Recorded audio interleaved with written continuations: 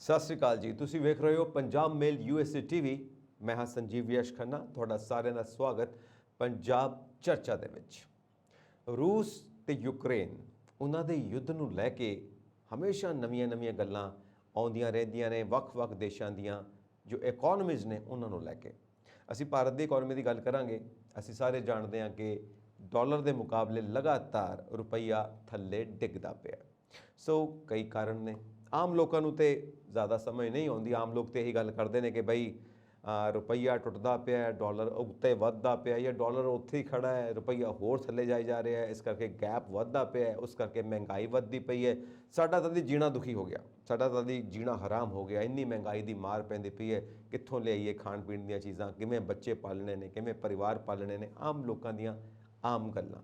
ਸੋ ਮੋਟੀ ਗੱਲ ਇਹੀ ਸਮਝ ਆਉਂਦੀ ਹੈ ਕਿ ਰੁਪਈਆ ਡਿੱਗਦਾ ਪਿਆ, ਡਾਲਰ ਮਜ਼ਬੂਤ ਆ, ਇਸ ਕਰਕੇ ਮਹਿੰਗਾਈ ਵੱਧਦੀ ਪਈ ਹੈ। ਇਸ ਕਰਕੇ ਤੇਲ ਦੀਆਂ ਕੀਮਤਾਂ, ਖਾਣ ਪੀਣ ਦੀਆਂ ਚੀਜ਼ਾਂ ਦੀਆਂ ਕੀਮਤਾਂ, ਹੋਰ ਵੀ ਜਿਹੜੀਆਂ ਰੋਜ਼ਮर्रा ਦੀ ਜ਼ਿੰਦਗੀ ਦੀਆਂ ਲੋੜਾਂ ਨੇ, ਉਹ ਸਾਰੀਆਂ ਮਹਿੰਗੀਆਂ ਹੁੰਦੀਆਂ ਜਾ ਰਹੀਆਂ ਨੇ।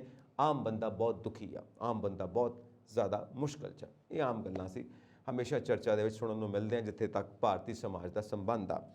ਪਰ ਗੱਲਾਂ ਇਹ ਨੇ ਕਿ ਵਾਕਈ ਕਿਸੇ ਹੱਦ ਤੱਕ ਤਾਂ ਠੀਕ ਹੈ ਕਿ ਜਿਹੜੀਆਂ ਅਣਸੁਖਾਵੀਆਂ ਤਬਦੀਲੀਆਂ ਹੁੰਦੀਆਂ ਪਈਆਂ ਨੇ ਰੂਸ ਤੇ ਯੂਕਰੇਨ ਦੇ ਯੁੱਧ ਕਰਕੇ, ਉਸ ਕਰਕੇ ਆਮ ਲੋਕਾਂ ਦੀ ਜ਼ਿੰਦਗੀ ਦੇ ਵਿੱਚ ਕਾਫੀ ਜ਼ਿਆਦਾ ਬੁਰਾ ਪ੍ਰਭਾਵ ਪੈ ਰਿਹਾ। ਪਰ ਸਰਕਾਰਾਂ ਆਪਣੇ ਕੰਮ ਕਰ ਰਹੀਆਂ ਨੇ, ਸਰਕਾਰਾਂ ਅਰਥ ਵਿਵਸਥਾ ਨੂੰ ਸੰਭਾਲ ਰਹੀਆਂ ਨੇ, ਬਜਟ ਪਾਸ ਕਰ ਰਹੀਆਂ ਨੇ, ਵੱਖੋ-ਵੱਖ ਅੰਕੜੇ ਦੇ ਰਹੀਆਂ ਨੇ ਤੇ ਜਨਤਾ ਨੂੰ ਹਰ ਹਿੱਲੇ ਇਹ ਦੱਸਣ ਦੀ ਕੋਸ਼ਿਸ਼ ਕਰ ਰਹੀਆਂ ਨੇ ਕਿ ਬਈ ਨਹੀਂ, ਸਾਡੇ ਹੱਥ ਵੱਸ ਜਿੰਨਾ ਹੈ ਅਸੀਂ ਕਰਦੀਆਂ ਪਈਆਂ। ਪਰ ਬਾਕੀ ਜਿਹੜਾ ਹੈ ਇੰਟਰਨੈਸ਼ਨਲ ਲੈਵਲ ਦੇ ਉੱਤੇ ਸਥਿਤੀ ਇਹ ਬਣੀ ਹੋਈ ਹੈ, ਪ੍ਰੈਸ਼ਰ ਇਹ ਬਣਿਆ ਹੋਇਆ ਕਿ ਅਸੀਂ ਉਹ ਸਭ ਚੀਜ਼ਾਂ ਨੂੰ ਕੰਟਰੋਲ ਨਹੀਂ ਕਰ ਸਕਦੇ ਪਏ। ਕਾਫੀ ਚੀਜ਼ਾਂ ਉਹ ਨੇ ਜੋ ਸਾਡੇ ਕੰਟਰੋਲ ਤੋਂ ਬਾਹਰ ਨੇ। ਪਰ ਇਹ ਜਿਹੜੇ ਟੈਕਨੀਕਲ ਸ਼ਬਦ ਨੇ, ਇਹ ਜਿਹੜੇ ਤਕਨੀਕੀ ਸ਼ਬਦ ਇਸਤੇਮਾਲ ਕਰਕੇ ਸਰਕਾਰ ਆਮ ਲੋਕਾਂ ਨੂੰ ਸਮਝਾਉਣ ਦੀ ਕੋਸ਼ਿਸ਼ ਕਰਦੀ ਹੈ, ਇਹ ਆਮ ਲੋਕਾਂ ਦੀ ਸਮਝ ਵਿੱਚ ਨਹੀਂ ਆਉਂਦੀਆਂ ਗੱਲਾਂ, ਕਿਉਂਕਿ ਟੈਕਨੋਲੋਜੀ, ਤਕਨੀਕ, ਇਹ ਸਾਰੀਆਂ ਥੋੜ੍ਹੀਆਂ ਵੱਡੀਆਂ ਗੱਲਾਂ ਹੋ ਜਾਂਦੀਆਂ ਨੇ। ਉਸੇ ਤਰ੍ਹਾਂ ਹੀ ਤਕਨੀਕੀ ਸ਼ਬਦ ਵੀ ਥੋੜ੍ਹੇ ਵੱਡੇ ਹੋ ਜਾਂਦੇ ਨੇ, ਕਿਉਂਕਿ ਸਾਨੂੰ ਆਪਰੇਸ਼ਨਸ ਦਾ ਤਾਂ ਪਤਾ ਕਿ ਕਿੱਦਾਂ ਆਪਰੇਟ ਕਰਨਾ ਹੈ, ਪਰ ਡਿਟੇਲਸ ਕੀ ਨੇ ਸਾਨੂੰ ਉਹ ਨਹੀਂ ਪਤਾ। ਪਰ ਡਿਟੇਲਸ ਬਾਰੇ ਅਸੀਂ ਜ਼ਰੂਰ ਗੱਲਬਾਤ ਕਰਦੇ ਹਾਂ ਆਪਣੇ ਸ਼ੋਅ ਦੇ ਵਿੱਚ, ਪੰਜਾਬ ਚਰਚਾ ਦੇ ਵਿੱਚ। ਅਸੀਂ ਜਿਸ ਵੀ ਮੁੱਦੇ ਦੇ ਉੱਤੇ ਅਵੇਅਰ ਕਰਨਾ ਚਾਹੁੰਦੇ ਹਾਂ ਆਪਣੇ ਦਰਸ਼ਕਾਂ ਨੂੰ, ਜਿਸ ਵੀ ਮੁੱਦੇ ਦੇ ਉੱਤੇ ਅਸੀਂ ਚਾਨਣਾ ਪਾਉਣਾ ਚਾਹੁੰਦੇ ਹਾਂ, ਜਾਣਕਾਰੀ ਦੇਣਾ ਚਾਹੁੰਦੇ ਹਾਂ, ਆਪਣੇ ਐਕਸਪਰਟ ਦੇ ਨਾਲ ਗੱਲਬਾਤ ਕਰਕੇ। ਪਰ ਉਸ ਤੋਂ ਪਹਿਲਾਂ, ਐਕਸਪਰਟ ਵੱਲ ਜਾਣ ਤੋਂ ਪਹਿਲਾਂ 2-4 ਗੱਲਾਂ ਆਪਾਂ ਹੋਰ ਕਰਨੀਆਂ ਨੇ। ਤੇ ਇਹ ਜਿਹੜੀ ਰਿਪੋਰਟ ਹੈ, ਇਸ ਰਿਪੋਰਟ ਦੇ ਮੁਤਾਬਿਕ, ਮੈਂ ਇਸ ਰਿਪੋਰਟ ਨੂੰ ਕੋਟ ਕਰਦਾ, ਜਿਹਦੇ ਵਿੱਚ ਜਾਣੇ ਮਾਣੇ ਇਕਨੋਮਿਸਟ ਜਿਹੜੇ ਨੇ ਸਾਡੇ ਭਾਰਤ ਦੇ, ਉਹ ਲਿਖਦੇ ਨੇ ਕਿ ਸਰਕਾਰ ਰੁਪਏ ਨੂੰ ਬਚਾਉਣ ਲਈ ਭਾਵੇਂ ਨਿਤ ਨਵੇਂ ਅਸਥਾਈ, ਜਿਹੜੇ ਪਰਮਾਨੈਂਟ ਨਹੀਂ ਹੈਗੇ, ਟੈਂਪਰਰੀ ਉਪਾਅ ਕਰ ਲਵੇ, ਪਰ ਜਦੋਂ ਤੱਕ ਬੁਨਿਆਦੀ ਅਰਥਚਾਰਾ ਉਹਦੇ ਵਿੱਚ ਸੁਧਾਰ ਨਹੀਂ ਹੁੰਦਾ, ਉਦੋਂ ਤੱਕ, ਜਦੋਂ ਤੱਕ ਬੁਨਿਆਦੀ ਅਰਥਚਾਰਾ ਮਜ਼ਬੂਤ ਨਹੀਂ ਹੁੰਦਾ, ਆਮ ਲੋਕਾਂ ਨੂੰ ਰੁਜ਼ਗਾਰ ਨਹੀਂ ਮਿਲਦਾ, ਆਮਦਨ ਵਿੱਚ ਇਜ਼ਾਫਾ ਨਹੀਂ ਹੁੰਦਾ, ਨਿਵੇਸ਼ ਤੇ ਉਤਪਾਦਨ ਦਾ ਪਹੀਆ ਨਹੀਂ ਘੁੰਮ ਸਕਦਾ। ਨਾ ਤੇ ਪ੍ਰੋਡਕਸ਼ਨ ਵੱਧ ਸਕਦੀ ਆ, ਤੇ ਨਾ ਹੀ ਫੋਰਨ ਇਨਵੈਸਟਮੈਂਟ ਹੋ ਸਕਦੀ ਹੈ, ਨਾ ਹੋਰ ਤਰ੍ਹਾਂ ਦੀ ਇਨਵੈਸਟਮੈਂਟ ਹੋ ਸਕਦੀ ਹੈ। ਕਿਉਂਕਿ ਇਨਵੈਸਟਰਸ ਨੂੰ ਚਾਹੀਦੀ ਹੈ ਗਰੰਟੀ, ਇਨਵੈਸਟਰਸ ਨੂੰ ਚਾਹੀਦਾ ਵਿਸ਼ਵਾਸ ਕਿ ਜਿੱਥੇ ਪੈਸਾ ਲਗਾਉਣਗੇ ਉਹ ਪੈਸਾ ਡੁੱਬੇਗਾ ਨਹੀਂ। ਇਸ ਕਰਕੇ ਇਹ ਪਹੀਆ ਘੁੰਮਣਾ ਮੁਸ਼ਕਿਲ ਹੈ, ਕਿਉਂਕਿ ਲੋਕਾਂ ਕੋਲ ਰੁਜ਼ਗਾਰ ਨਹੀਂ, ਲੋਕਾਂ ਕੋਲ ਮਨੀ ਦੇ ਵਿੱਚ, ਆਮਦਨ ਦੇ ਵਿੱਚ ਇਜ਼ਾਫਾ ਨਹੀਂ, ਕਿਉਂਕਿ ਇਹ ਦੋਵੇਂ ਚੀਜ਼ਾਂ ਹੀ ਪਰਚੇਸਿੰਗ ਪਾਵਰ ਵਧਾਉਣਗੀਆਂ ਪਬਲਿਕ ਦੀ। ਔਰ ਜਦੋਂ ਪਰਚੇਸਿੰਗ ਪਾਵਰ ਵਧੇਗੀ, ਉਹ ਚੀਜ਼ਾਂ ਮਾਰਕੀਟ 'ਚੋਂ ਖਰੀਦੇਗਾ ਤਾਂ ਫਿਰ ਹੋਰ ਉਤਪਾਦਨ ਹੋਏਗਾ, ਹੋਰ ਉਤਪਾਦਨ ਹੋਏਗਾ, ਫਿਰ ਇਨਵੈਸਟਮੈਂਟ ਹੋਰ ਹੋਏਗੀ ਕਿ ਮਹਿੰਗਾਈ ਦੀ ਜੋ ਦਰ ਹੈ ਉਸ ਨੂੰ ਕੰਟਰੋਲ ਕਰਨ ਵਾਸਤੇ ਸਪਲਾਈ ਵਧਾਈ ਜਾਵੇ। ਔਰ ਸਪਲਾਈ ਵਧਾਈ ਜਾਏਗੀ ਤਾਂ ਫਿਰ ਹੋਰ ਜ਼ਿਆਦਾ, ਜਦੋਂ ਇਨਵੈਸਟਰਸ ਆਉਣਗੇ, ਹੋਰ ਜ਼ਿਆਦਾ ਇਨਵੈਸਟ ਹੋਏਗੀ, ਪ੍ਰੋਡਕਸ਼ਨ ਜ਼ਿਆਦਾ ਹੋਏਗੀ, ਕਿਉਂਕਿ ਜੋ ਕੰਜ਼ਿਊਮਰ ਆ ਉਹ ਡਿਮਾਂਡ ਵਧਾਈ ਜਾ ਰਿਹਾ, ਡਿਮਾਂਡ ਦੇ ਮੁਤਾਬਿਕ ਸਪਲਾਈ ਹੋਣੀ ਸ਼ੁਰੂ ਹੋ ਜਾਏਗੀ, ਪਹੀਆ ਘੁੰਮਣਾ ਸ਼ੁਰੂ ਹੋ ਜਾਏਗਾ। ਸੋ ਡਿਮਾਂਡ ਤਾਂ ਵਧੇਗੀ ਜੇ ਨੋਟ ਨੇ ਜੇਬ ਦੇ ਵਿੱਚ, ਜੇ ਪੈਸਾ ਧੇਲਾ ਜੇਬ 'ਚ ਹੈਗਾ ਤਾਂ ਡਿਮਾਂਡ ਵਧੇਗੀ, ਨਹੀਂ ਤਾਂ ਡਿਮਾਂਡ ਕਿੱਥੋਂ ਵੱਧ ਜਾਣੀ ਹੈ। ਸੋ ਇਹ ਸਾਰਾ ਚੱਕਰ ਚੱਲਦਾ ਪਿਆ ਤੇ ਇੱਥੋਂ ਤੱਕ ਇਹ ਸਾਰੇ ਐਨਾਲਿਸਿਸ ਨੇ ਕਿ ਜਦੋਂ ਤੱਕ ਇਹ ਪਹੀਆ ਨਹੀਂ ਘੁੰਮਦਾ, ਉਦੋਂ ਤੱਕ ਵਿਦੇਸ਼ੀ ਨਿਵੇਸ਼ਕ ਵੀ ਨਹੀਂ ਆਉਣਗੇ, foreign investments, FDI, foreign direct investment, ਉਹ ਵੀ ਨਹੀਂ ਹੋਏਗੀ। ਔਰ ਸ਼ੇਅਰ ਮਾਰਕੀਟ ਦੇ ਵਿੱਚ ਵੀ ਕਾਫੀ ਜੋ ਆਪਾਂ ਕਹਿੰਦੇ ਹਾਂ ਨਾ ਕਿ ਗ੍ਰਾਫ ਉੱਤੇ ਥੱਲੇ ਜਾਏਗਾ, ਤੇ ਜਿਹੜੇ ਇਨਵੈਸਟਰਸ ਨੇ ਸ਼ੇਅਰ ਮਾਰਕੀਟ ਦੇ ਵਿੱਚ, ਉਹਨਾਂ ਦਾ BP ਵੀ ਉੱਤੇ ਥੱਲੇ ਜਾਏਗਾ ਜਿਵੇਂ ਜਿਵੇਂ ਮਾਰਕੀਟ ਦਾ ਸੈਂਸੈਕਸ ਘੁੰਮੇਗਾ। ਸੋ ਇਹ ਸਾਰੀਆਂ ਚੀਜ਼ਾਂ ਐਨਾਲਾਈਜ਼ ਹੁੰਦੀਆਂ ਪਈਆਂ ਨੇ ਤੇ ਇਹ ਸਾਰੀ ਸਥਿਤੀ ਨੂੰ ਦੇਖ ਕੇ ਉਦੋਂ ਤੱਕ ਰੁਪਈਏ ਦੇ ਵਿੱਚ ਗਿਰਾਵਟ ਜਾਰੀ ਰਹੇਗੀ। ਸੋ ਕੈਪੀਟਲ ਨੂੰ ਕਿੱਦਾਂ ਵਧਾਉਣਾ ਹੈ, ਕੈਪੀਟਲ ਗੇਨਸ ਕਿਵੇਂ ਲੈਣੇ ਨੇ, ਇਹਦੇ ਵਾਸਤੇ ਜ਼ਰੂਰੀ ਹੈ ਕਿ ਜੋ ਆਮ ਲੋਕ ਨੇ, ਜੋ ਉਹਨਾਂ ਦਾ ਡਰ ਹੈ, ਉਸ ਡਰ ਨੂੰ ਕੱਢਿਆ ਜਾਵੇ। ਉਹ ਡਰ ਤਾਂ ਹੀ ਕੱਢ ਸਕਦੇ ਹਾਂ ਜੇ ਉਹਨਾਂ ਦੀ ਜੇਬ ਦੇ ਵਿੱਚ ਅਸੀਂ ਪੈਸਾ ਪਾ ਸਕਦੇ ਹਾਂ। ਜੇ ਉਹਨਾਂ ਦੀ ਜੇਬ 'ਚ ਪੈਸਾ ਨਹੀਂ ਤਾਂ ਫਿਰ ਉਹ ਡਰ ਨਹੀਂ ਨਿਕਲ ਸਕਦਾ। ਇੱਕ ਪੁਰਾਣੀ ਛੋਟੀ ਜਿਹੀ ਕਹਾਣੀ ਹੈ ਕਿ ਇੱਕ ਪਿਤਾ ਜੀ ਜਾ ਰਹੇ ਨੇ ਆਪਣੇ ਪੁੱਤਰ ਜੀ ਨੂੰ ਨਾਲ ਲੈ ਕੇ, ਜਾਂਦੇ ਜਾਂਦੇ ਇੱਕ ਮੰਡੀ 'ਚੋਂ ਲੰਘੇ, ਪਸ਼ੂਆਂ ਦੀ ਮੰਡੀ ਲੱਗੀ ਹੋਈ ਹੈ ਤਾਂ ਉੱਥੇ ਪੁੱਤਰ ਜੀ ਕਹਿੰਦੇ ਨੇ, ਪਿਤਾ ਜੀ ਇੱਕ ਘੋੜਾ ਹੀ ਲੈ ਦਿਓ। ਕਹਿੰਦੇ ਆਪਾਂ ਪੁੱਛ ਲੈਂਦੇ ਹਾਂ। ਪੁੱਛਿਆ ਜੀ ਘੋੜੇ ਦੀ ਕੀਮਤ ਕਿੰਨੀ ਹੈ? ਪੁਰਾਣਾ ਵਕਤ ਹੈ। ਪੁੱਛਿਆ ਜੀ ਘੋੜੇ ਦੀ ਕੀਮਤ ਕਿੰਨੀ ਹੈ? ਕਹਿੰਦੇ ਜੀ 5 ਰੁਪਏ। ਕਹਿੰਦਾ ਯਾਰ ਬੇਟਾ ਜੀ ਇਹ ਤਾਂ ਬਹੁਤ ਮਹਿੰਗਾ, ਆਪਾਂ ਤਾਂ ਨਹੀਂ ਲੈ ਸਕਦੇ। ਚਲੇ ਗਏ। ਪੁੱਤਰ ਜੀ ਦਾ ਦਿਲ ਟੁੱਟ ਗਿਆ। ਚਲੋ ਕੋਈ ਗੱਲ ਨਹੀਂ, ਪਿਤਾ ਜੀ ਕੋਲ ਪੈਸੇ ਨਹੀਂ ਹੈਗੇ। ਹੁਣ ਜਦੋਂ ਚਲੇ ਗਏ ਤਾਂ ਫਿਰ ਜਿੱਥੇ ਗਏ ਉੱਥੇ ਕਮਾਈ ਕਰਨ ਗਏ ਸੀ, ਪੈਸਾ ਕਮਾਉਣ ਵਾਸਤੇ ਗਏ ਸੀ ਕਿਸੇ ਦੂਸਰੀ ਥਾਂ ਦੇ ਉੱਤੇ, ਉੱਥੇ ਚੰਗਾ ਉਹਨਾਂ ਦਾ ਸੀਜ਼ਨ ਲੱਗ ਗਿਆ ਤੇ ਵਾਹਵਾ ਪੈਸਾ ਕਮਾ ਲਿਆ, ਚੰਗੇ ਅਮੀਰ ਹੋ ਕੇ ਵਾਪਸ ਜਦੋਂ ਆਉਂਦੇ ਪਏ ਨੇ ਉੱਥੇ ਫਿਰ ਪਸ਼ੂਆਂ ਦੀ ਮੰਡੀ ਲੱਗੀ ਹੋਈ ਆ। ਤੇ ਪੁੱਤਰ ਜੀ ਨੂੰ ਪਿਤਾ ਜੀ ਨੇ ਇਸ ਵਾਰ ਪੁੱਛਿਆ, ਪੁੱਤਰ ਜੀ ਪਿਛਲੀ ਵਾਰ ਤੁਸੀਂ ਕਹਿੰਦੇ ਸੀ ਘੋੜਾ ਲੈਣਾ? ਕਹਿੰਦੇ ਹਾਂਜੀ ਪਿਤਾ ਜੀ, ਪਰ ਉਹ ਮਹਿੰਗਾ ਬਹੁਤ ਹੈ।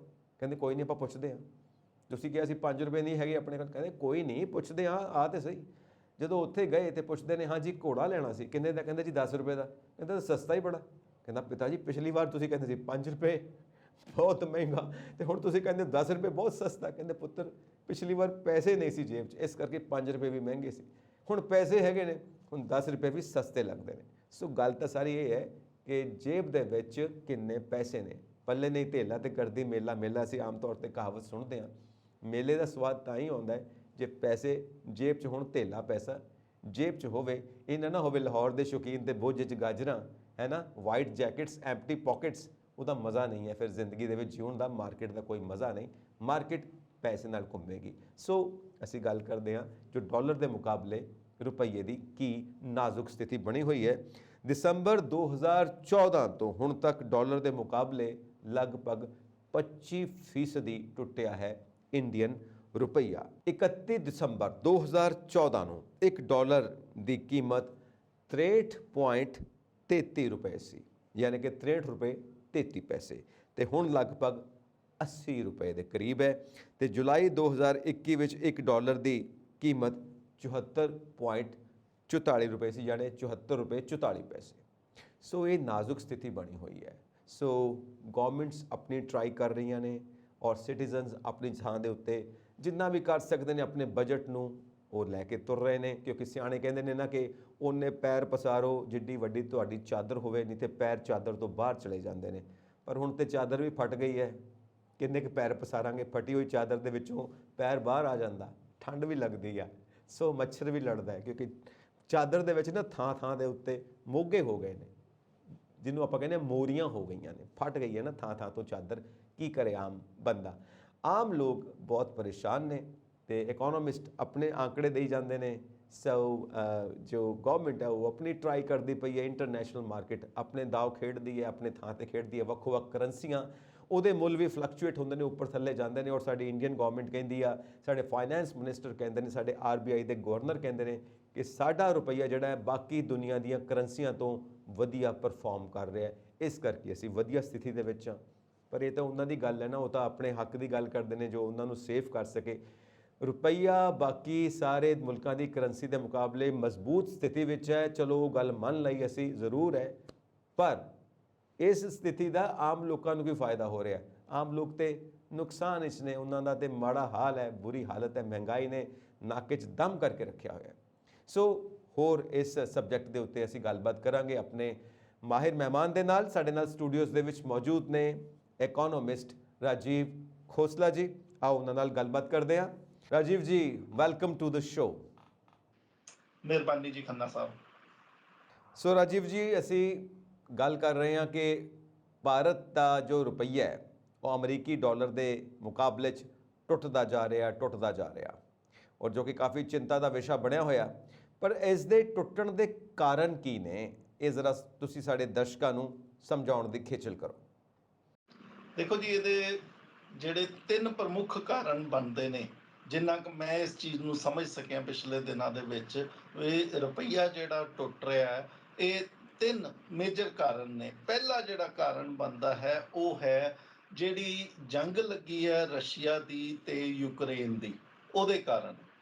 ਉੱਥੇ ਹੋ ਕੀ ਰਿਹਾ ਹੈ ਕਿ ਉਸ ਜੰਗ ਦੇ ਨਾਲ ਹਰ ਚੀਜ਼ ਜਿਹੜੀ ਹੈ ਮਹਿੰਗੀ ਹੋ ਗਈ ਹੈ। ਅਸੀਂ ਕੋਲੇ ਦੀ ਗੱਲ ਕਰ ਲਈਏ, ਅਸੀਂ ਜਿਹੜਾ ਕੱਚਾ ਤੇਲ ਹੈ ਉਹਦੀ ਗੱਲ ਕਰ ਲਈਏ, ਕੋਈ ਫਰਟੀਲਾਈਜ਼ਰ ਹੈ ਉਹਦੀ ਗੱਲ ਕਰ ਲਈਏ, ਮਿਨਰਲਸ, ਮੈਟਲਸ, ਸਾਰੀਆਂ ਚੀਜ਼ਾਂ, ਈਵਨ ਨੈਚੁਰਲ ਗੈਸ ਜਿਹੜੀ ਹੈ ਉਹ ਵੀ ਮਹਿੰਗੀ ਹੋ ਗਈ ਹੈ। ਉਸ ਦੇ ਨਾਲ ਹੋ ਕੀ ਰਿਹਾ ਹੈ ਕਿ ਇਸ ਲੜਾਈ ਦੇ ਕਾਰਨ ਜਿਹੜੀਆਂ ਇੰਪੋਰਟਡ ਪ੍ਰੋਡਕਟਸ ਜਿਹੜੀਆਂ ਹਿੰਦੁਸਤਾਨ ਦੇ ਵਿੱਚ ਆ ਰਹੀਆਂ ਨੇ, ਉਹ ਸਾਰੀਆਂ ਉਹਨਾਂ ਦੀਆਂ ਕੀਮਤਾਂ ਵੱਧ ਗਈਆਂ ਨੇ। ਸਾਡੇ ਕੋਲੋਂ ਡਾਲਰ ਦਾ ਜਿਹੜਾ ਪ੍ਰਵਾਹ ਹੈ ਫੋਰਨ ਐਕਸਚੇਂਜ ਰਿਜ਼ਰਵ ਦੇ ਵਿੱਚ, ਜਿਹੜੇ ਸਾਡੇ ਭੰਡਾਰ ਨੇ ਫੋਰਨ ਐਕਸਚੇਂਜ ਦੇ, ਜਿਹੜੀ ਕੌਮਾਂਤਰੀ ਮੁਦਰਾ ਦੇ, ਉਹਦੇ ਵਿੱਚੋਂ ਦੀ ਡਾਲਰ ਦਾ ਪ੍ਰਵਾਹ ਜਿਹੜਾ ਹੈ ਉਹ ਵੱਧ ਗਿਆ। ਕਿਉਂਕਿ ਖੰਨਾ ਸਾਹਿਬ, ਜਿੰਨਾ ਵੀ ਅਸੀਂ ਐਕਸਚੇਂਜ ਕਰਦੇ ਹਾਂ ਉਹਦਾ ਤਕਰੀਬਨ 80 ਤੋਂ 85% ਜਿਹੜਾ ਅਸੀਂ ਬਾਹਰੋਂ ਦੀ ਸਮਾਨ ਖਰੀਦਦੇ ਹਾਂ ਉਹ ਡਾਲਰ ਦੇ ਵਿੱਚ ਖਰੀਦਦੇ ਹਾਂ, ਉਹਦੀ ਪੇਮੈਂਟ ਜਿਹੜੀ ਹੈ ਡਾਲਰ ਦੇ ਥਰੂ ਹੁੰਦੀ ਹੈ। ਤਾਂ ਇਸ ਕਰਕੇ ਜਦੋਂ ਅਸੀਂ ਕੱਚਾ ਤੇਲ ਮਹਿੰਗੀਆਂ ਕੀਮਤਾਂ ਤੇ ਲਿੱਤਾ, ਜਦੋਂ ਅਸੀਂ ਫਰਟੀਲਾਈਜ਼ਰ ਮਹਿੰਗੀਆਂ ਕੀਮਤਾਂ ਤੇ ਇੰਪੋਰਟ ਕਰ ਰਹੇ ਹਾਂ, ਸਟੀਲ ਮਹਿੰਗੀਆਂ ਕੀਮਤਾਂ ਤੇ ਇੰਪੋਰਟ ਕਰ ਰਹੇ ਹਾਂ, ਜਿਹੜੀਆਂ ਬਾਕੀ ਵਸਤਾਂ ਨੇ ਉਹ ਅਸੀਂ ਮਹਿੰਗੀਆਂ ਕੀਮਤਾਂ ਤੇ ਇੰਪੋਰਟ ਕਰ ਰਹੇ ਹਾਂ, ਤਾਂ ਸਾਡੀਆਂ ਜਿਹੜੀ ਕੀਮਤਾਂ ਨੇ, ਸਾਡਾ ਜਿਹੜਾ ਫੋਰਨ ਐਕਸਚੇਂਜ ਰਿਜ਼ਰਵ ਦੇ ਵਿੱਚੋਂ ਦੀ ਡਾਲਰ ਦਾ ਆਊਟਫਲੋ ਹੈ, ਡਾਲਰ ਦੀ ਨਿਕਾਸੀ ਹੈ, ਉਹ ਵੱਧ ਗਈ। ਪਹਿਲਾ ਕਾਰਨ ਤਾਂ ਇਹਦਾ ਇਹ ਬਣਦਾ ਹੈ ਜੀ। ਦੂਸਰਾ ਕਾਰਨ ਹੈ ਕਿ ਪਿਛਲੇ ਸਾਲ ਤਕਰੀਬਨ ਅਕਤੂਬਰ ਦੇ ਮਹੀਨੇ ਤੋਂ ਅਸੀਂ ਇੱਕ ਬੜੀ ਹੀ ਵਿਚਿੱਤਰ ਜਿਹੀ ਸਥਿਤੀ ਸਾਹਮਣੇ ਦੇਖ ਰਹੇ ਹਾਂ। ਉਹਦੇ ਚ ਹੁੰਦਾ ਕੀ ਪਿਆ ਕਿ ਸਾਡਾ ਜਿਹੜਾ ਪੈਸਾ ਫੋਰਨ, ਜਿਹੜਾ ਪੋਰਟਫੋਲੀਓ ਇਨਵੈਸਟਮੈਂਟ ਹੈ, ਜਿਹੜਾ ਪੈਸਾ ਸਾਨੂੰ ਆਉਂਦਾ ਸੀ, ਜਿਹੜੇ ਲੋਕ ਬਾਹਰਲੇ ਹਿੰਦੁਸਤਾਨ ਦੇ ਵਿੱਚ, ਕਿਉਂਕਿ ਸਾਨੂੰ ਇਸ ਚੀਜ਼ ਨੂੰ ਧਿਆਨ ਦੇ ਵਿੱਚ ਰੱਖਣ ਦੀ ਲੋੜ ਹੈ ਕਿ ਹਿੰਦੁਸਤਾਨ ਦੇ ਵਿੱਚ ਜਿਹੜਾ ਪੈਸਾ ਆਉਂਦਾ ਹੈ, ਕਿਉਂਕਿ ਸਾਡੇ ਵਿਆਜ ਜ਼ਿਆਦਾ ਨੇ, ਅਸੀਂ 4%, 5%, 6%, 7% ਤੱਕ ਵਿਆਜ ਦਿੰਦੇ ਆ। ਜੀ ਤਾਂ ਇਸ ਕਰਕੇ ਜਿਹੜਾ ਵਿਆਜ ਦੇ ਕਾਰਨ ਅਟਰੈਕਸ਼ਨ ਸੀ ਹਾਂ ਹਾਂ ਸਾਡੇ ਹਿੰਦੁਸਤਾਨ ਦੇ ਵਿੱਚ ਫੋਰਨ ਪੋਰਟਫੋਲੀਓ ਇਨਵੈਸਟਮੈਂਟ ਦੀ, ਉਹ ਜ਼ਿਆਦਾ ਸੀ। ਹੁਣ ਹਾਂ ਕੀ ਹੋਇਆ, ਲੇਕਿਨ ਪਿਛਲੇ ਕੁਝ ਚਿਰ ਦੇ ਵਿੱਚ ਅਸੀਂ ਇਹ ਦੇਖ ਰਹੇ ਹਾਂ ਕਿ ਵਿਆਜ ਦੇ ਵਿੱਚ ਕਮੀ ਆਣੀ ਸ਼ੁਰੂ ਹੋਈ ਹੈ। ਹੁਣ ਭਾਵੇਂ ਦੁਬਾਰਾ ਵਧਣੇ ਸ਼ੁਰੂ ਹੋ ਗਏ ਆ, ਉਹਦੀ ਆਪਾਂ ਅੱਗੇ ਉਹਦੀ ਗੱਲਬਾਤ ਕਰਦੇ ਹਾਂ। ਪਰ ਜਿਹੜੀ ਪਿਛਲੇ ਦਿਨਾਂ ਦੇ ਵਿੱਚ ਕਰੋਨਾ ਦੇ ਕਾਰਨ ਖਾਸ ਕਰਕੇ ਵਿਆਜ ਜਿਹੜੇ ਨੇ ਘਟੇ ਆ, ਲੇਕਿਨ ਅਕਤੂਬਰ ਤੋਂ ਇਹ ਇੱਕ ਖਾਸ ਜਿਹੀ ਸਥਿਤੀ ਦੇਖਣ ਨੂੰ ਮਿਲੀ ਹੈ ਜਿਹਦੇ ਵਿੱਚ ਜਿਹੜੇ ਫੋਰਨ ਪੋਰਟਫੋਲੀਓ ਇਨਵੈਸਟਮੈਂਟ ਸੀ, ਜਿਹੜੇ ਬਾਹਰੋਂ ਦੀ ਲੋਕ ਹਿੰਦੁਸਤਾਨ ਦੇ ਵਿੱਚ ਪੈਸਾ ਨਿਵੇਸ਼ ਕਰ ਰਹੇ ਸੀਗੇ, ਭਾਵੇਂ ਉਹ ਸਟਾਕ ਮਾਰਕੀਟ ਦੇ ਵਿੱਚ ਕਰ ਰਹੇ ਆ, ਚਾਹੇ ਹਿੰਦੁਸਤਾਨ ਦੇ ਬੈਂਕਾਂ ਦੇ ਵਿੱਚ ਕਰ ਰਹੇ ਆ, ਜਾਂ ਕਿਸੇ ਹੋਰ ਫਾਈਨੈਂਸ਼ੀਅਲ ਪ੍ਰੋਡਕਟਸ ਦੇ ਵਿੱਚ ਕਰ ਰਹੇ ਨੇ, ਉਹਦੇ ਵਿੱਚ ਕਮੀ ਆਈ ਹੈ। ਉਹ ਦੇਖੋ, ਜਿਹੜਾ ਲੱਗਦਾ ਹੈ ਇਸ ਚੀਜ਼ ਦੇ ਬਾਰੇ ਵੀ ਇਹ ਕਮੀ ਕਿਉਂ ਆਈ ਹੈ, ਉਹ ਸਾਡਾ ਜਿਹੜਾ ਜਿਹੜੀ ਇਨਫਲੇਸ਼ਨ ਹੈ ਉਹ ਬਹੁਤ ਵੱਧ ਗਈ ਹੈ, ਜਿਹੜੀ ਮਹਿੰਗਾਈ ਹੈ ਉਹਦਾ ਇੱਕ ਕਾਰਨ ਹੈ। ਸਾਡੇ ਜਿਹੜੇ ਜੀਡੀਪੀ ਗਰੋਥ ਦੇ ਜਿਹੜੇ ਅੰਕੜੇ ਨੇ ਉਹ ਲਗਾਤਾਰ ਥੱਲੇ ਜਾ ਰਹੇ, ਜਿਹਦਾ ਮਤਲਬ ਹੈ ਵੀ ਹਿੰਦੁਸਤਾਨ ਦੇ ਵਿੱਚ ਜਿਸ ਤਰੀਕੇ ਦੇ ਨਾਲ ਪੈਦਾਵਾਰ ਹੋ ਰਹੀ ਸੀ ਚੀਜ਼ਾਂ ਦੀ, ਉਹ ਸ਼ਾਇਦ ਉਸ ਤਰੀਕੇ ਦੇ ਨਾਲ ਨਹੀਂ ਹੋਏਗੀ ਆਉਣ ਵਾਲੇ ਟਾਈਮ ਦੇ ਵਿੱਚ। ਤਾਂ ਜਿਹੜਾ ਪੈਸਾ ਜਿਹਨੇ ਲਾਉਣਾ ਹੁੰਦਾ ਉਹ ਚਾਰ ਵਾਰੀ ਸੋਚ ਕੇ ਪੈਸਾ ਲਾਉਂਦਾ ਵੀ ਕਿਆ ਮੈਨੂੰ ਇੱਥੇ ਲਾਉਣਾ ਚਾਹੀਦਾ ਜਾਂ ਨਹੀਂ ਲਾਉਣਾ ਚਾਹੀਦਾ। ਤਾਂ ਇਹਦਾ ਐਗਜ਼ੈਕਟਲੀ ਕਾਰਨ ਦੂਜਾ ਇਹ ਬਣਿਆ ਵੀ ਜਿਹੜੀ ਪੈਸਾ ਸਾਡੇ ਕੋਲ ਆ ਰਿਹਾ ਸੀ ਫੋਰਨ ਐਕਸਚੇਂਜ ਰਿਜ਼ਰਵ ਦੇ ਵਿੱਚ, ਉਹਦੇ ਵਿੱਚ ਕਮੀ ਆ ਗਈ। ਪਹਿਲਾ ਆਊਟਫਲੋ ਵੱਧ ਗਿਆ, ਦੂਜਾ ਜਿਹੜਾ ਕਾਰਨ ਹੈ ਇਨਫਲੋ, ਜਿਹੜਾ ਹੈ ਪੈਸਾ ਜਿਹੜਾ ਆਉਣ ਵਾਲਾ ਉਹ ਘਟ ਗਿਆ ਸਾਡੇ ਭੰਡਾਰ ਦੇ ਵਿੱਚ, ਜਾਣ ਵਾਲਾ ਪੈਸਾ ਜਿਹੜਾ ਉਹ ਵੱਧ ਗਿਆ। ਤਾਂ ਐਗਜ਼ੈਕਟ ਇਹ ਦੋ ਕਾਰਨ ਹੋਏ ਆ। ਤੀਸਰਾ ਇਹਦੇ ਨਾਲ ਜਿਹੜੀ ਇੱਕ ਸਮੱਸਿਆ ਹੋਰ ਆ ਕੇ ਜੁੜੀ ਹੈ, ਉਹ ਹੈ ਵੀ ਜਿਹੜੀ ਇਹ ਰਸ਼ੀਆ ਯੂਕਰੇਨ ਦੀ ਜੰਗ ਹੋਈ ਹੈ, ਇਹਦੇ ਨਾਲ ਜਿਹੜੀ ਸਪਲਾਈ ਚੇਨ ਹੈ ਉਹ ਟੁੱਟੀ ਹੈ। ਸਪਲਾਈ ਚੇਨ ਦਾ ਮਤਲਬ ਜਿਹੜਾ ਬਲੈਕ ਸੀ ਦੇ ਵਿੱਚੋਂ ਸਮਾਨ ਜਾਂਦਾ ਸੀ, ਜਿਹੜੇ ਸ਼ਿਪ ਨਿਕਲ ਕੇ ਜਾਂਦੇ ਸੀ, ਜਿੱਦਾਂ ਅਸੀਂ ਦੇਖਦੇ ਹਾਂ ਸੂਰਜਮੁਖੀ ਦਾ ਤੇਲ ਜਿਹੜਾ ਹੈ ਉਹ ਰੁਕਿਆ, ਠੀਕ ਹੈ ਯਾ ਜੀ। ਅਫਰੀਕਾ ਦੇ ਵਿੱਚ ਜਿਹੜੀਆਂ ਵਸਤਾਂ ਭੋਜਨ ਦੀਆਂ ਵਸਤਾਂ ਨੇ ਉਹ ਜਾਣੀਆਂ ਘਟ ਗਈਆਂ। ਬਾਕੀ ਜਿਹੜੇ minerals, metals, crude, natural gas, ਇਹ ਜਿਹੜੀਆਂ ਸਾਰੀਆਂ ਚੀਜ਼ਾਂ ਨੇ ਇਹਨਾਂ ਦੇ ਵਿੱਚ ਕਿਤੇ ਨਾ ਕਿਤੇ ਡਿਸਰਪਸ਼ਨ ਆਈ ਹੈ। ਸਪਲਾਈ ਜਿਹੜੀ ਹੈ ਇਹਨਾਂ ਦੀ ਘਟੀ ਹੈ। ਅਮਰੀਕਾ ਦੇ ਵਿੱਚ ਸਪਲਾਈ ਘਟਣ ਦੇ ਕਾਰਨ ਉੱਥੇ ਮਹਿੰਗਾਈ ਬਹੁਤ ਜ਼ਿਆਦਾ ਹੋ ਗਈ, ਕਿਉਂਕਿ ਅਸੀਂ ਬਾਈ ਐਂਡ ਲਾਰਜ ਸਾਡਾ ਰਿਜ਼ਰਵ ਬੈਂਕ ਜਿਹੜਾ ਹੈ ਅਮਰੀਕਾ ਨੂੰ ਫੋਲੋ ਕਰਦਾ। ਤਾਂ ਉੱਥੇ ਦੇ ਬੈਂਕ ਨੇ ਕੀ ਕੀਤਾ, ਉੱਥੇ 41 ਸਾਲਾਂ ਦੀ ਖੰਨਾ ਸਾਹਿਬ ਸਭ ਤੋਂ ਵੱਧ ਮਹਿੰਗਾਈ ਦੇਖਣ ਨੂੰ ਮਿਲੀ ਹੈ। 9.1% ਦੀ ਮਹਿੰਗਾਈ ਦੀ ਦਰ ਉੱਥੇ ਰਿਕਾਰਡ ਹੋਈ ਹੈ। ਉਹਦੇ ਕਰਕੇ ਉੱਥੇ ਦਾ ਜਿਹੜਾ ਬੈਂਕ ਹੈ, ਯੂਐਸ ਫੈਡ, ਜਿਹੜਾ ਉੱਥੇ ਦਾ ਕੇਂਦਰੀ ਬੈਂਕ ਹੈ, ਉਹਨੇ ਵਿਆਜ ਵਧਾਤਾ।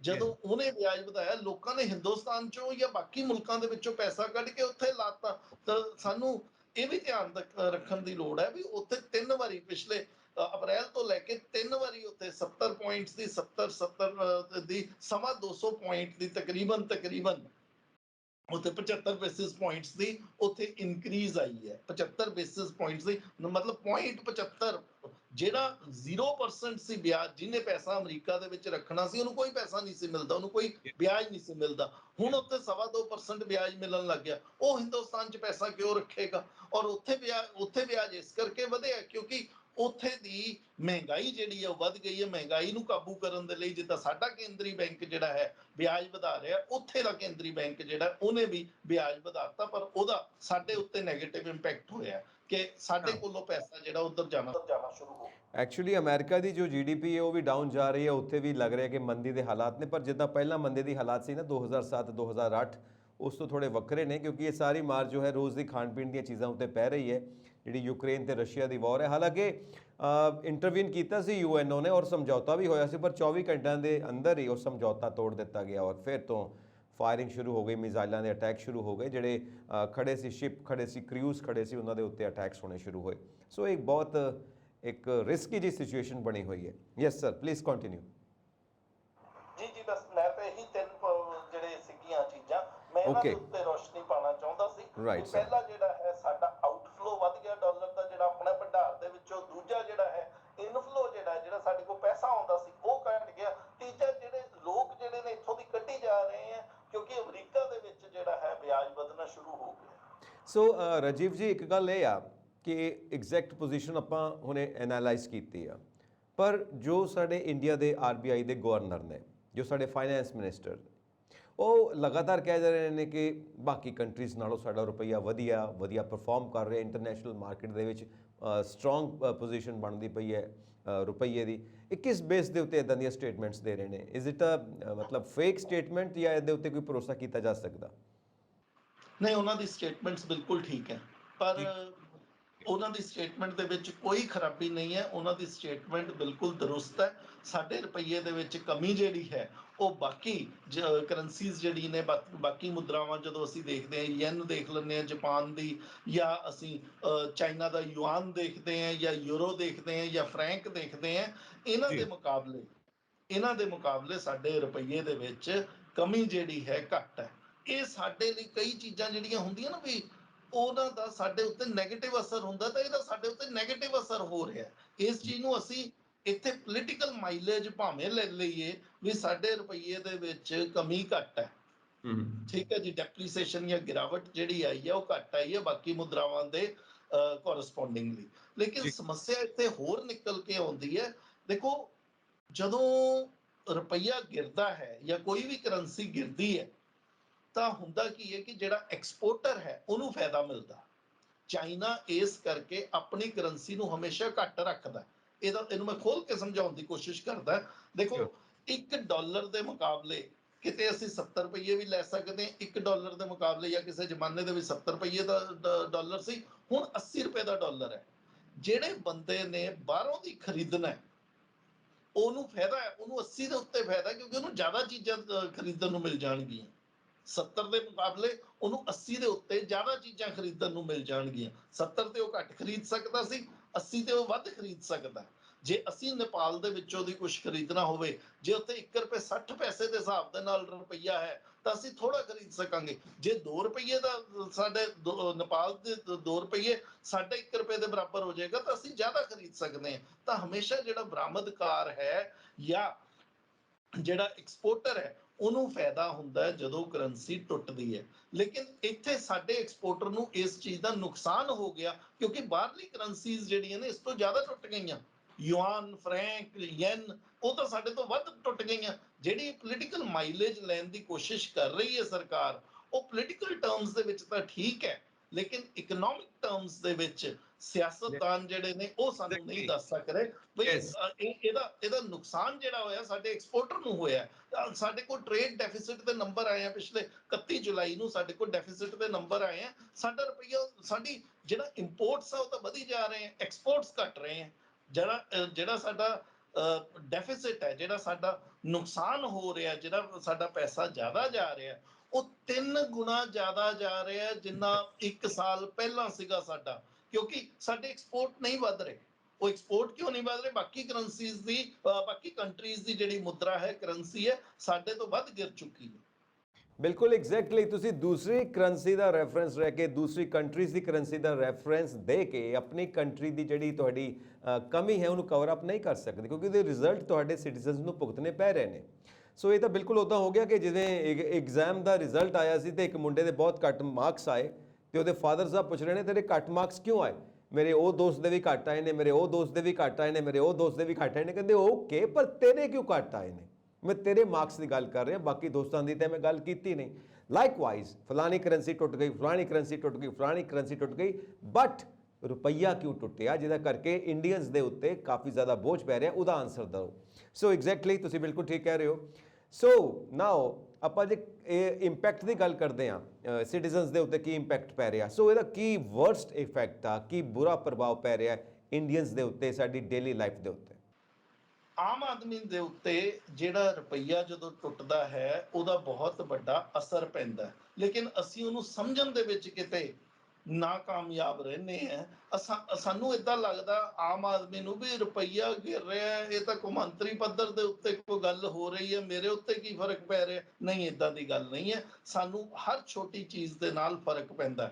ਦੇਖੋ, ਜਦੋਂ ਨੈਚੁਰਲ ਗੈਸ ਜਿਹੜਾ ਰਸ਼ੀਆ ਹੈ, ਰਸ਼ੀਆ ਤੋਂ ਨੈਚੁਰਲ ਗੈਸ ਜਾਂਦੀ ਸੀ ਯੂਰਪ ਦੇ ਵਿੱਚ। ਜੀ। ਹੁਣ ਜਦੋਂ ਨੈਚੁਰਲ ਗੈਸ, ਇੱਕ ਗੈਸਪ੍ਰੋਮ ਹੈ ਉੱਥੇ ਦੀ ਇੱਕ ਜਿਹੜੀ ਸਰਕਾਰੀ ਕੰਪਨੀ, ਉਹਦਾ ਨਾਮ ਹੈ ਗੈਸਪ੍ਰੋਮ। ਗੈਸਪ੍ਰੋਮ ਦੀ ਪਾਈਪਲਾਈਨ ਦੇ ਥਰੂ ਰਸ਼ੀਆ ਤੋਂ ਪੂਰੇ ਯੂਰਪ ਦੇ ਵਿੱਚ ਗੈਸ ਜਾਂਦੀ ਸੀ। ਹੁਣ ਉਹ ਜਦੋਂ ਨੈਚੁਰਲ ਗੈਸ ਨਹੀਂ ਪਹੁੰਚੀ, ਉੱਥੇ ਫਰਟੀਲਾਈਜ਼ਰ ਦੀਆਂ ਕੀਮਤਾਂ ਵਧਣੀਆਂ ਸ਼ੁਰੂ ਹੋ ਗਈਆਂ। ਜਦੋਂ ਫਰਟੀਲਾਈਜ਼ਰ ਦੀਆਂ ਕੀਮਤਾਂ ਵਧਣੀਆਂ ਸ਼ੁਰੂ, ਉਹਦਾ ਸਿੱਧਾ ਇੰਪੈਕਟ ਸਾਡੇ ਤੇ ਆਇਆ ਕਿਉਂਕਿ ਅਸੀਂ ਫਰਟੀਲਾਈਜ਼ਰ ਇੰਪੋਰਟ ਕਰਦੇ ਹਾਂ। ਹੁਣ ਜਿਹੜਾ ਸਾਡਾ ਕਿਸਾਨ ਹੈ, ਚਾਹੇ ਉਹ ਪੰਜਾਬ ਦੇ ਵਿੱਚ ਹੈ, ਹਰਿਆਣਾ ਦੇ ਵਿੱਚ ਹੈ, ਜਿਹੜੀ ਮਰਜ਼ੀ ਸੂਬੇ ਦੇ ਵਿੱਚ ਬੈਠਾ ਹੈ, ਉਹਨੂੰ ਵੱਧ ਕੀਮਤਾਂ ਜਿਹੜੀਆਂ ਨੇ ਫਰਟੀਲਾਈਜ਼ਰ ਦੀਆਂ ਦੇਣੀਆਂ ਪੈਣਗੀਆਂ। Point number 1। ਪੁਆਇੰਟ ਨੰਬਰ 2, ਜਿਹੜਾ ਸਾਡਾ ਟਰਾਂਸਪੋਰਟੇਸ਼ਨ ਹੈ, ਕਿਉਂਕਿ ਕੱਚਾ ਤੇਲ ਮਹਿੰਗਾ ਹੋ ਗਿਆ, ਟਰਾਂਸਪੋਰਟੇਸ਼ਨ, ਅਸੀਂ ਕਿਤੇ ਜਾਣਾ ਹੈ, ਅਸੀਂ ਕਿਤੇ ਆਉਣਾ, ਉਹ ਸਾਰੀ ਕੱਚੇ ਤੇਲ ਦੇ ਨਾਲ ਉਹ ਮਹਿੰਗਾਈ ਆਈ ਹੈ ਜਿਹੜੀ ਆਮ ਜਨਤਾ ਨੂੰ ਕਿਤੇ ਨਾ ਕਿਤੇ ਮਾਰ ਰਹੀ ਹੈ।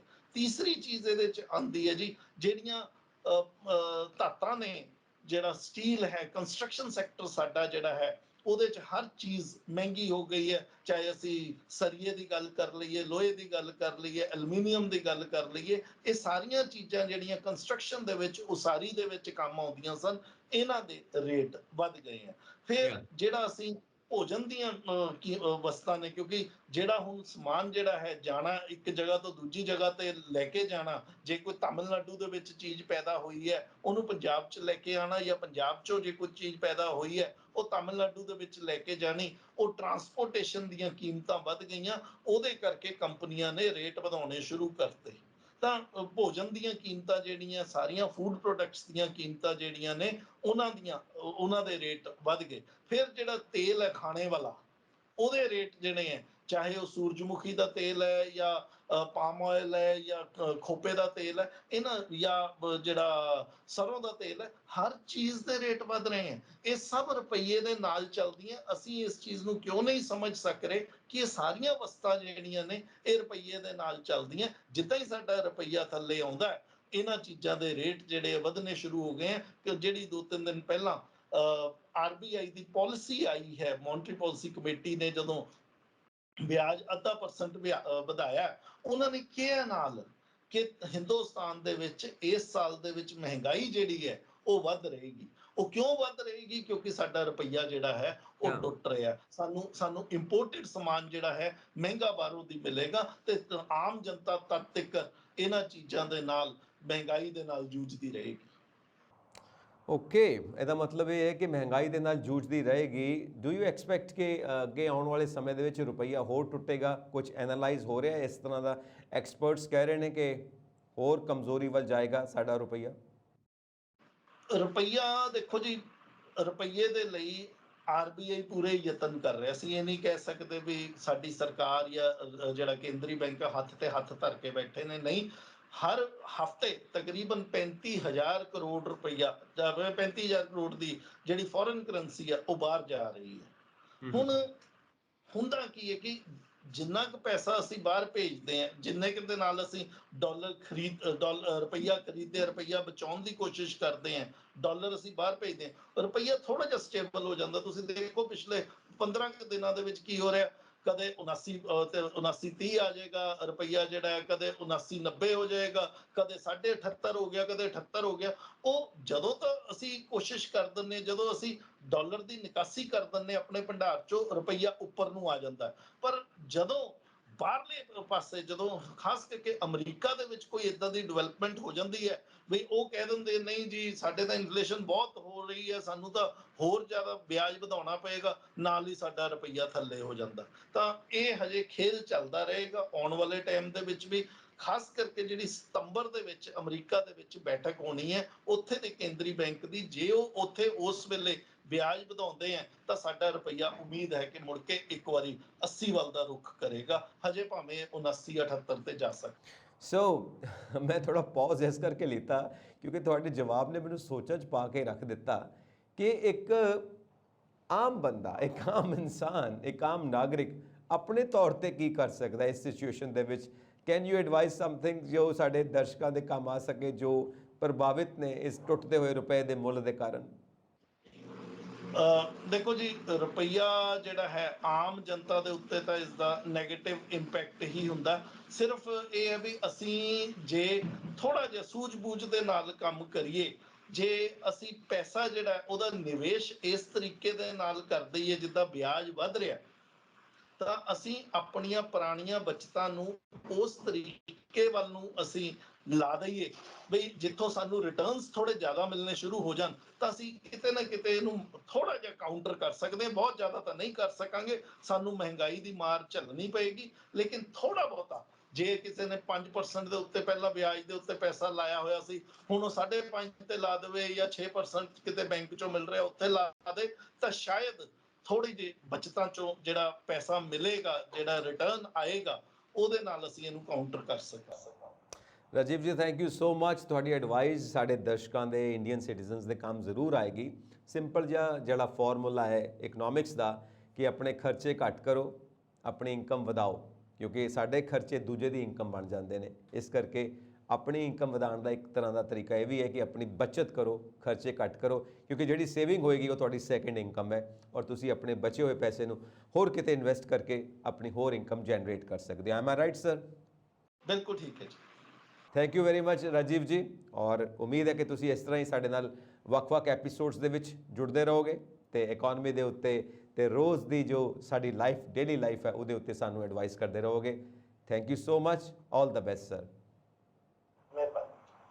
ਸੋ ਅਸੀਂ ਆਪਣੇ ਦਰਸ਼ਕਾਂ ਨੂੰ ਗੁਜ਼ਾਰਿਸ਼ ਕਰਾਂਗੇ ਕਿ ਤੁਸੀਂ ਵੀ ਇਸ ਸਬਜੈਕਟ ਦੇ ਉੱਤੇ, ਇਸ ਟੌਪਿਕ ਦੇ ਉੱਤੇ ਆਪਣੇ ਜੋ ਵਿਚਾਰ ਰੱਖਦੇ ਹੋ ਸਾਨੂੰ ਇਨਬਾਕਸ ਜ਼ਰੂਰ ਕਰੋ ਤੇ ਸਾਡਾ ਚੈਨਲ ਪੰਜਾਬ ਮੇਲ USA TV ਸਬਸਕ੍ਰਾਈਬ ਕਰੋ।